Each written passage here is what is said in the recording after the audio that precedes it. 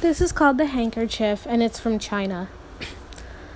Long ago in China, there lived an old man with a heart of stone. He drove away every beggar who came to his door.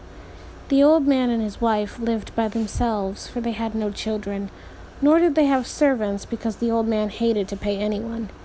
In time, his wife grew so feeble, she had to have help. At first, the old man was angry.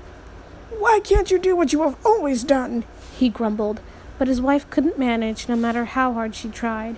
Finally, the old man decided he would never get his meals on time unless he hired a servant girl, so at last he did.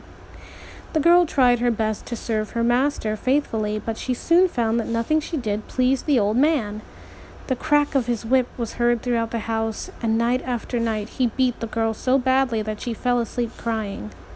The old man's wife heard the pitiful cries, but she said nothing and did nothing, for she was afraid of her husband. All of the old man's neighbors called him Cruel One, and even the saints and the gods heard of his evil ways. They wanted to test him, so one of the gods turned himself into a barefooted beggar, and went to the old man's door. "Master of the house," he called out, "please bring me something to eat. I am starving." It happened that only the servant girl was home that morning. She felt sorry for the miserable beggar, and she gave him a bag of rice that she had gleaned for herself from the rice straw that she had burned in the stove. "Take this rice," she said, "but hurry away before my master comes back. There will be trouble if he sees you here. He is evil." The beggar took the bag of rice and thanked the girl for her kindness. In return, he gave her a handkerchief. It looked like a humble gift, but a god in disguise can give a present that is far more remarkable than it seems. "Wash your face with this magic cloth every day," he told her, "but be sure no one else can use it." The girl slipped it under her sash just in time as the old man and his wife returned. Her master was so furious to find a beggar at their door that he chased him away with a stick. Then he beat the servant girl for not driving the beggar away. The girl fled to her room to wash away her tears with the magic handkerchief. Not only did the pain mysteriously vanish, but she grew more beautiful. The old man wondered why the servant girl looked prettier each day, despite the beatings. "Tell me your secret," he demanded. But the girl didn't want to tell him about the handkerchief, for she knew he would beat her even harder if he learned about the rice she had given to the beggar. And what if he took the handkerchief away?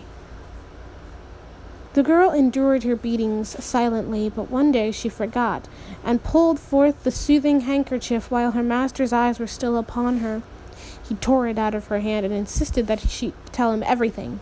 And when he learned that the beggar had given her the handkerchief after she had given him rice, the old man said the handkerchief belonged to him. "Everything in this house belongs to me, including the rice you gave away and the handkerchief you got in return." "But the beggar said no one else should use it," the servant girl cried. He paid no attention. When the girl wept that night, she had nothing to wash away her tears and pain, nor could she sleep, for she had failed to keep her handkerchief safe. What if her master used it? Would her luck turn even worse? The next morning, the old man hurried to the wash basin so he could use the handkerchief himself.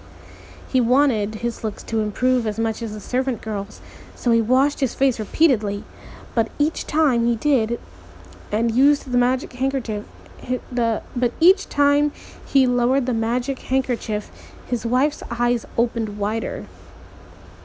He thought she was impressed to see him becoming so handsome. In truth, her eyes were wide with horror, for she saw what the magic handkerchief had done, but as always she said nothing. The old man handed the handkerchief to her. "I want a beautiful wife," he said. "Use it." She held it between two fingertips as if it might bite her. "What are you waiting for?" he shouted. picking up the whip he used on the servant girl. His wife, who had not disobeyed him before, dropped the handkerchief and hurried out of the room. He could not understand her odd behavior.